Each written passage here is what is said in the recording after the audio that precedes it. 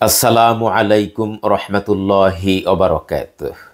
আলহামদুলিল্লাহি ওয়াকাফা ওয়াসালামুন আলা ইবাদিহিল্লাযীনা ইসতাফা আম্মা বা'দ। সুপ্রিয় দর্শক শ্রোতা, দেশে এবং প্রবাসে যে যেখানেই আছেন আপনাদের সবাইকে স্বাগত জানাচ্ছি আমি আবু সালেহ নায়েব আলী আমার আজকের আলোচনায়।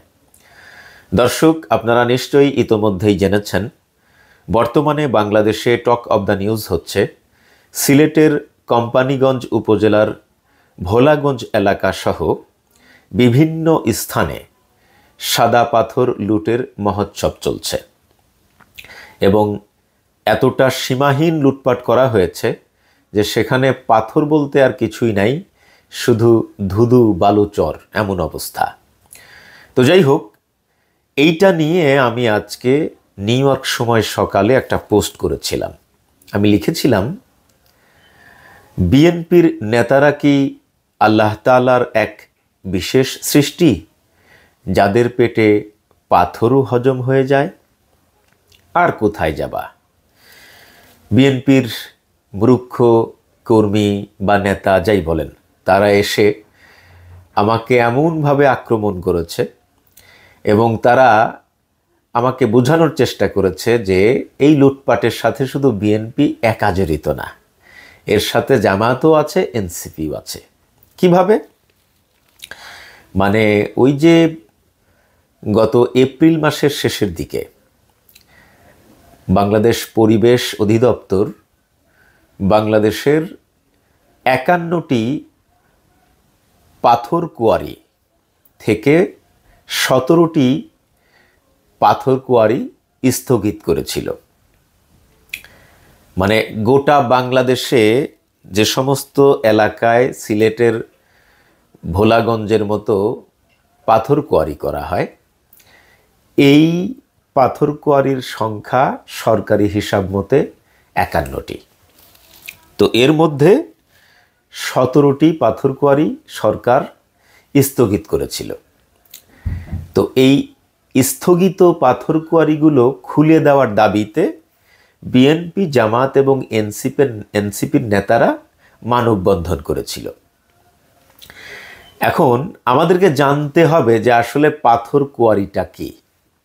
পাথর কোয়ারিটাই কি আসলে লুটপাট? না।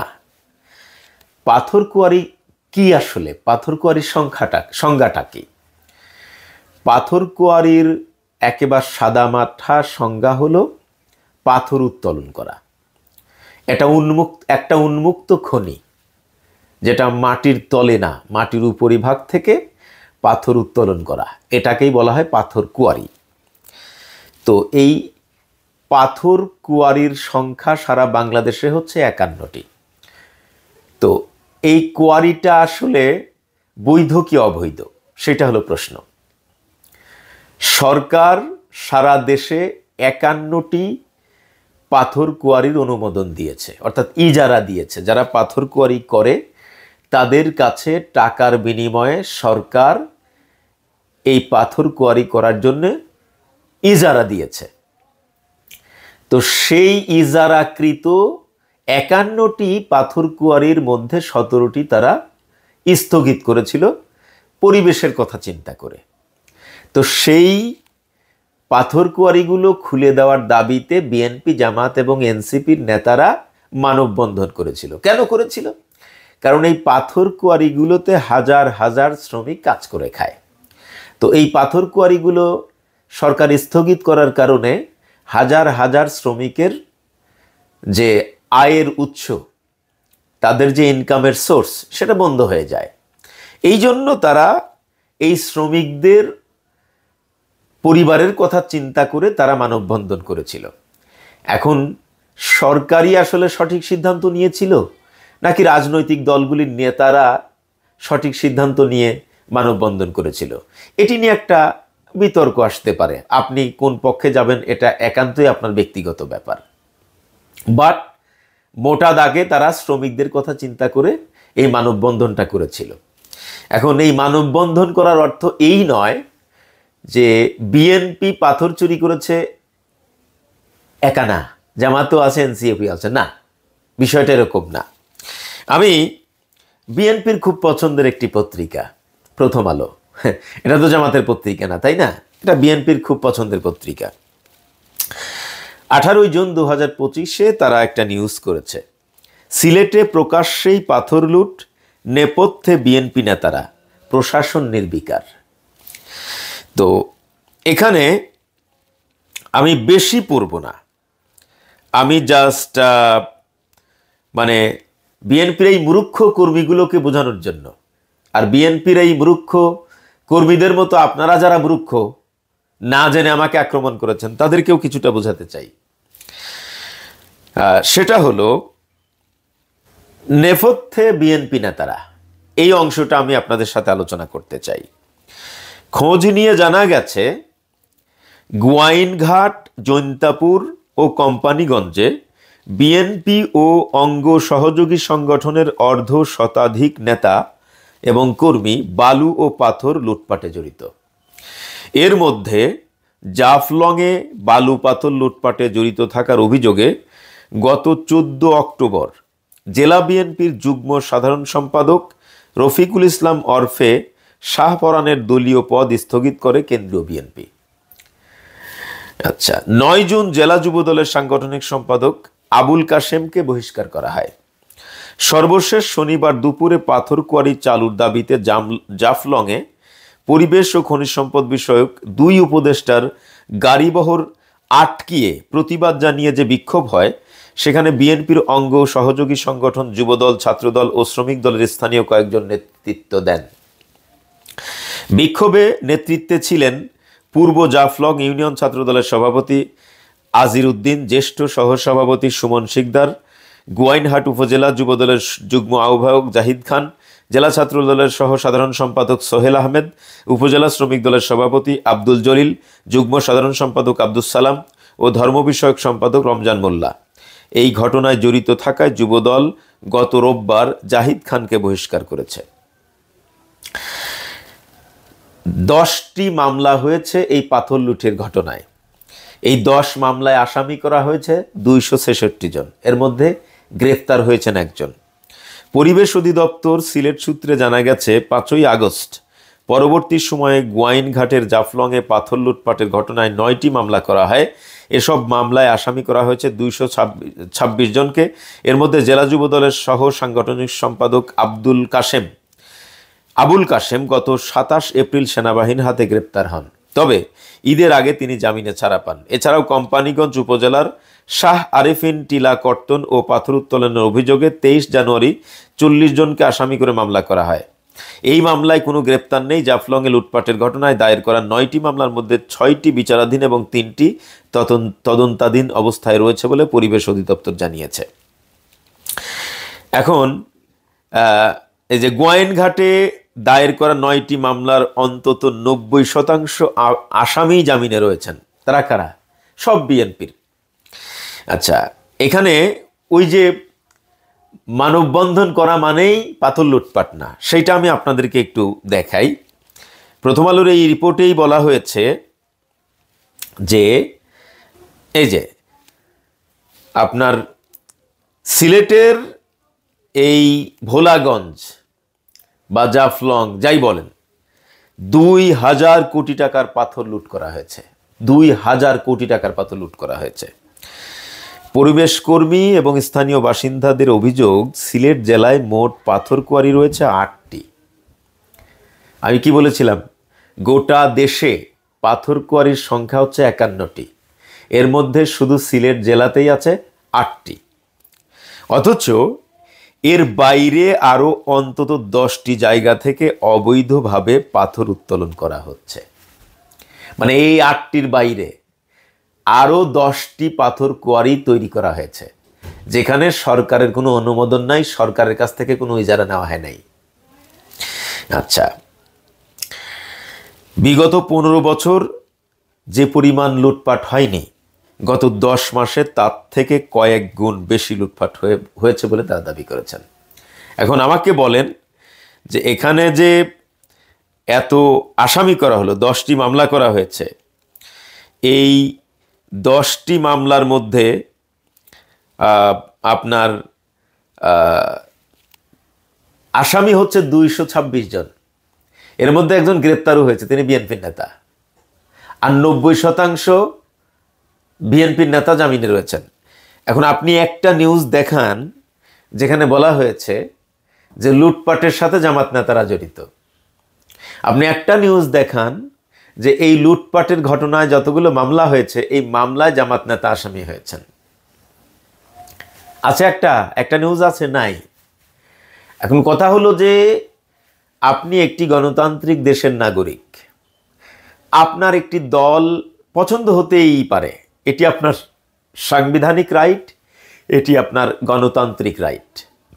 কিন্তু আপনি একটা দল পছন্দ করেন বলেই আপনার দলের কোনো নেতা লুটপাটের সাথে জড়িত থাকলে, চাঁদাবাজির সাথে জড়িত থাকলে, খুনোখুনির সাথে জড়িত থাকলে, নারী ধর্ষণের সাথে জড়িত থাকলে তার বিরুদ্ধে বাংলাদেশের মিডিয়া নিউজ করেছে, সেটা নিয়ে আমরা কথা বলতে গেলেই আমাদেরকে এসে আক্রমণ করেন। আমার খুব দুঃখ লাগে যে এই যে গত 1 বছরে বিএনপির অভ্যন্তরীণ কোন্দলে তারা নিজেরাই নিজেদের দলের প্রায় শতাধিক নেতাকর্মীকে খুন করেছে। যে সমস্ত পরিবারের নেতাকর্মীরা খুন হয়েছেন তারা এখনো বিএনপি করেন কিনা আমার জানা নাই, এই তথ্যটা আমাদের কাছে নাই। কিন্তু কথা হলো, আপনারা যারা বিএনপির অপকর্মের বিরুদ্ধে, বিএনপির যে সমস্ত নেতারা চাঁদাবাজি লুটপাটের সাথে জড়িত তাদের বিরুদ্ধে আমরা লেখালেখি করি বিএনপিকে সংশোধনের জন্য, বিএনপিকে ঘৃণা করি এই জন্য না। তো এইটা নিয়ে নিউজ করার কারণে আপনি যখন আক্রমণ করেন, পরবর্তীতে বিএনপির অভ্যন্তরীণ কোন্দলে আপনি কিংবা আপনার পরিবারের কেউ যদি নিহত হন এবং সেটা নিয়ে যদি আমি লিখি, তখনও কি আপনি আক্রমণ করবেন আমাকে? মানে আমি তো ভাই সাহিত্যের ভাষায় কথা বলি না, অন্যান্য বড় বড় বুদ্ধিজীবীদের মতো একেবারে ভালো সেই দুর্বোধ্য বাংলায় কথা বলি না যে আমার কথা বোঝেন না। আমি এতটা সহজভাবে উপস্থাপন করি যাতে আপনারা সহজেই বুঝে যান। এখন বিএনপির কোনো নেতা যদি আপনার বাড়ির থেকে লুটপাট করে, তখন যদি আমি লিখি, তখনও কি আপনি আমাকে আক্রমণ করবেন? ভাই আমি তো মিথ্যা ছড়াচ্ছি না, গুজবও ছড়াচ্ছি না। আমার প্রত্যেকটা লেখার নিচে রেফারেন্স থাকে, কোনো না কোনো মিডিয়ার হয় ভিডিও ফুটেজ থাকে, সংবাদের প্রতিবেদন থাকে, ইলেকট্রনিক্স মিডিয়ার অথবা প্রিন্ট মিডিয়ার লিঙ্ক থাকে।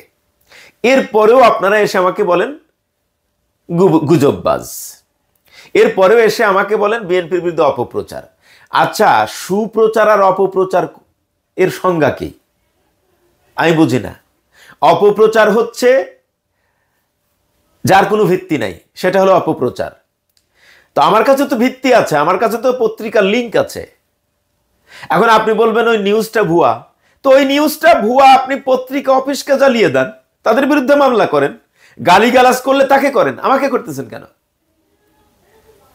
মানে আগে দেখতাম আওয়ামী লীগ, যুবলীগ, ছাত্রলীগ যারা করত এরা সব অশিক্ষিত মূর্খ ছিল। এখন দেখতেছে যে বিএনপি যারা করে, বিএনপি, যুবদল, ছাত্রদল যারা করে, এরাও মূর্খ। এই যে আমাদের এলাকার একজন নেতার কথাই বলি, আমাদের এলাকা বলতে আমার বাড়ি তো রাজবাড়ী, আর যুবদল নেতা নয়নের বাড়ি হচ্ছে মাগুরা।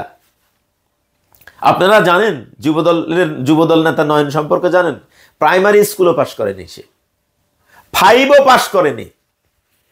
সে হয়েছে যুবদলের নেতা, ভবিষ্যতে হয় এমপি হবে, নাই উপজেলা চেয়ারম্যান হবে, নাই সিটি কর্পোরেশনের মেয়র হবে, না পৌরসভার চেয়ারম্যান হবে।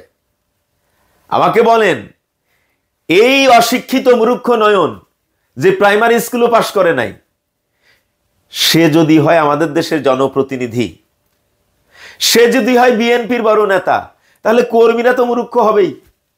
এই নয়নকে ফলো করবে কারা? নয়নের মতো মূর্খ যারা, তারা। নয়নকে কি ফলো করবে ডক্টর মির্জা গালিবের মতো শিক্ষিত লোক? না। কারা? আপনাদের মতো মূর্খরা যারা আমাকে আক্রমণ করেছেন, কিছু বোঝেন না তো। আর আপনাদের শিক্ষককে, আপনাদের শিক্ষক হচ্ছে আর এক মূর্খ, এই নিউ ইয়র্কেই থাকে। সে নিজেকে সাংবাদিক দাবি করে, আমি তাকে সাংবাদিক বলি না, সুবিধাবাদিক বলি।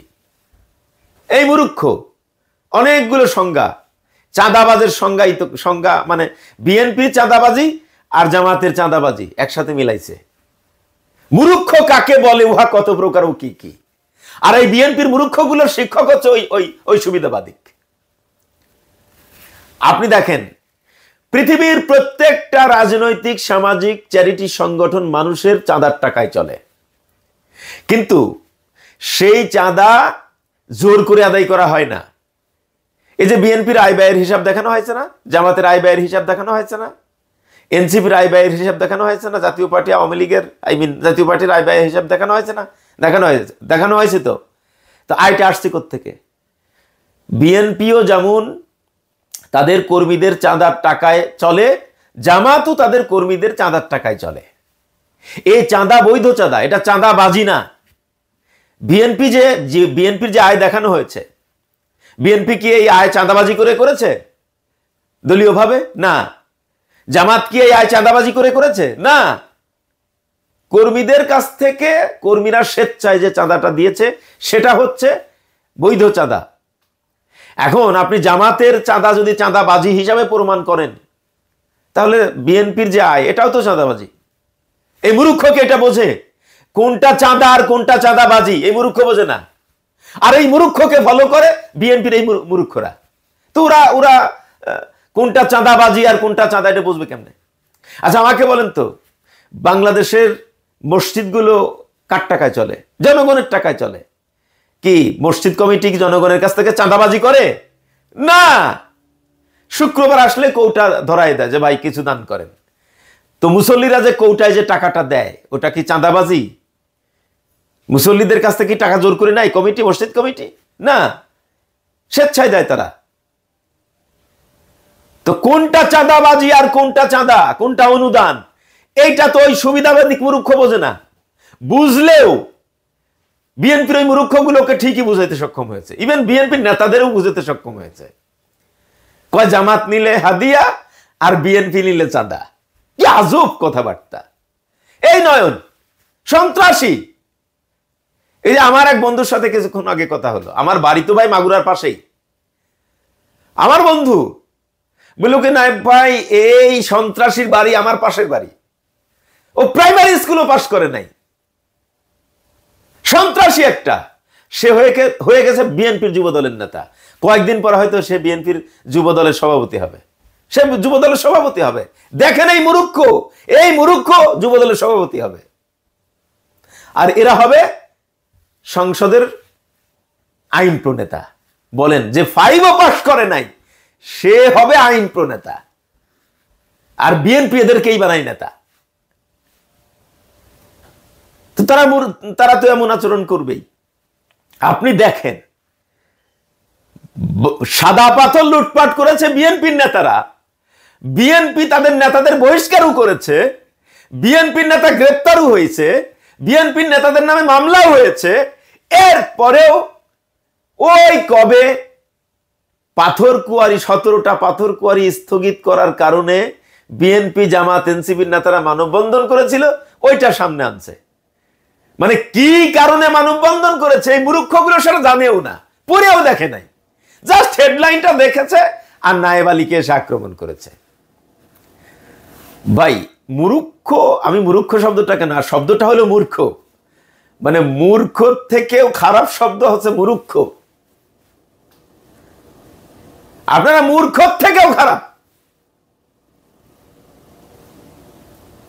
একটু লেখাপড়া শেখেন, একটু লেখাপড়া শেখেন। এনিওয়ে, তো এখন কথা হলো, আমি এই দিন মোনা কনভেনশনে গিয়েছিলাম। বাংলাদেশে গিয়ে মনে করেছিলাম সিলেটে যাব। মোনা কনভেনশনে গিয়ে মানে আমার যারা ভক্ত আছে বা আমার যারা ফ্যান ফলোয়ার আছে, আমি লক্ষ্য করলাম যে সারা বাংলাদেশের 50% আমার ফ্যান ফলোয়ার সিলেটি। সিলেটের মানুষ যে আমাকে এত পছন্দ করে তা আমার জানা ছিল না। এনিওয়ে, এই সিলেটের থেকে সাদা পাথর এইভাবে লুটপাট করেছে বিএনপির নেতারা, আমি আসলে শকড হয়েছি। স্পেশালি আমাদের মাসুম ভাই, উনি সিলেটের মানুষ, উনি এত কষ্ট পেয়েছে যে বলছে সিলেটও যদি লুটপাট হয়ে যায় তাও সরকার কিছু করতে পারবে না। তা এখন যাই হোক, আপনারা অনেকেই বলবেন যে নায়েব ভাই শুধু বিএনপিকে দুষছেন, এখানে কি প্রশাসনের দায় নাই? অবশ্যই আছে, প্রশাসনের দায় তো আছেই। আমার প্রশ্ন হলো যে লুটপাট করেছে বিএনপির নেতারা, আপনি দোষ চাপাবেন কেন জামাতের নেতাদের উপরে? আপনি বোঝেন নাই, কিছুই না, আপনি পড়েও দেখেন নাই, আপনি পাথর কোয়ারি কি জিনিস সেটাও বোঝেন নাই, লুটপাট আসলে হয়েছে কিভাবে তাও জানেন না, পাথর কোয়ারিটা আসলে সরকারের কাছ থেকে অনুমোদন নিয়ে করে না আসলে তারা নিজে ইচ্ছায় জোর জবরদস্তি করে এটা করে, কোনো কিছু বোঝেন না, জানেন না, কিছুই বোঝেন না, চলে আসছেন আমার সাথে পাঙ্গা নিতে। ভাই আমি কি আপনাদের মতো চোর বাটপার নাকি? আমি কাম করে খাই, আপনারা আমার পেশা নিয়ে তুচ্ছ তাচ্ছিল্য করেন। পেশা নিয়ে তুচ্ছ তাচ্ছিল্য কি করে জানেন? যার কোনো কাজ নাই, যে চোর, যে ডাকাত, যে স্মাগলার, যে ছিনতাই করে খায়, যে চাঁদাবাজি করে খায়, যে ডাকাতি করে খায়, যে চুরি করে খায়, সে আরেকজনের পেশা নিয়ে তুচ্ছ তাচ্ছিল্য করে। কিন্তু যে সত্যিকারের কাজ করে খায় সে কখনোই কারোর পেশা নিয়ে তুচ্ছ তাচ্ছিল্য করে না। আর সবচেয়ে বড় বিষয় হলো অন্যের পেশা নিয়ে তুচ্ছ তাচ্ছিল্য কোনো শিক্ষিত মানুষ করে না। যারা মূর্খ তারা অন্যের পেশা নিয়ে তুচ্ছ তাচ্ছিল্য করে, কারণ ওর নিজেরই তো কোনো কাজ নাই, ওর নিজেরই তো কোনো কাজ নাই। আর ওরা বিএনপি করে হচ্ছে চাঁদার ভাগ নেওয়ার জন্য। আপনি বুকে হাত দিয়ে বলেন আপনি বিএনপি কেন করেন? কেন বিএনপি করেন? আয় করার জন্য। বিএনপি করাটা হচ্ছে আপনার পেশা, কারণ আপনি বিএনপি না করলে চাঁদার ভাগ পাবেন না। বিএনপি না করলে উপরের নেতা আপনাকে দিয়ে চাঁদাবাজি করাবে না। আর কোন নেতা যদি আপনাকে দিয়ে চাঁদাবাজি না করায় তাহলে আপনার সংসার চলবে না। This is the reality. আর জামাতের নেতা কর্মীরা জামাত কেন করে? জামাত তাদের কর্মীদের হাতে কোরআন তুলে দেয় যে তুমি কোরআন পড়ো, হিসাব দিতে হয় মাস শেষে কোরআন কতদিন পড়েছ। জামাত কর্মীদের হাতে হাদিসের গ্রন্থ তুলে দেয়, মাস শেষে হিসাব দিতে হয় কয়টা হাদিস পড়েছ। জামাত কর্মীদের বলে নামাজ জামাতের সাথে পড়ো, ব্যক্তিগতভাবে একা একা না, নামাজ তো 5 ওয়াক্ত পড়তেই হবে, কয় ওয়াক্ত জামাতের সাথে পড়েছো সারা মাসে তার হিসাব দিতে হয়। কয়জন কর্মীকে নামাজের দাওয়াত দিয়েছো, মসজিদে আসার কথা বলেছো, কয়জন কর্মীকে, কয়জন মানুষকে কোরআন হাতে তুলে দিয়েছো, কয়জন মানুষকে হাদিস হাতে তুলে দিয়েছো, কয়জন মানুষের সাথে ইসলাম নিয়ে কথা বলেছো, কতটা দাওয়াতি কাজ করেছো, সব হিসাব দিতে হয়। মাসে কত টাকা ইয়ানত দিয়েছো। ওই মূর্খ যেটা চাঁদাবাজি বলেছে, নিউ ইয়র্কে থাকে, ওই মূর্খ বলেছে এটা চাঁদা, এটাকে বলে ইয়ানত। ইয়ানত ওই মূর্খ বলে এটা চাঁদা। এই হিসাব দিতে হয়। আপনাদের নেতারা কোনোদিন আপনাদের হাতে কোরআন তুলে দেয়? দিয়েছে? না। হাদিস তুলে দেয়? না। নামাজ জামাতের সাথে কয় ওয়াক্ত পড়েছো বলে? জিজ্ঞাসা করে? না।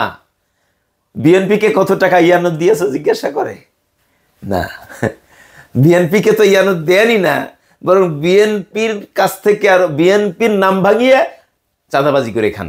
এই হলো তো আপনাদের কাজ। বিষয়টা হলো যে জামাত আপনার কাছে খারাপ লাগতেই পারে, এটাও আপনার স্বাধীনতা, কিন্তু আপনার বুঝতে হবে যে লোক নামাজ পড়ে সে বেনামাজির থেকে ভালো। যে লোকটা কোরআন পড়ে সেই লোকটা কোরআন যে পড়তে জানে না তার থেকে ভালো। কি? যেই লোকটার দাড়ি আছে সেই লোকটা দাড়ি রাখার জায়গায় যার দাড়ি নাই তার থেকে ভালো। যেই লোকটা টুপি পরে সেই লোকটা যে লোকটা টুপি পরে না তার থেকে ভালো।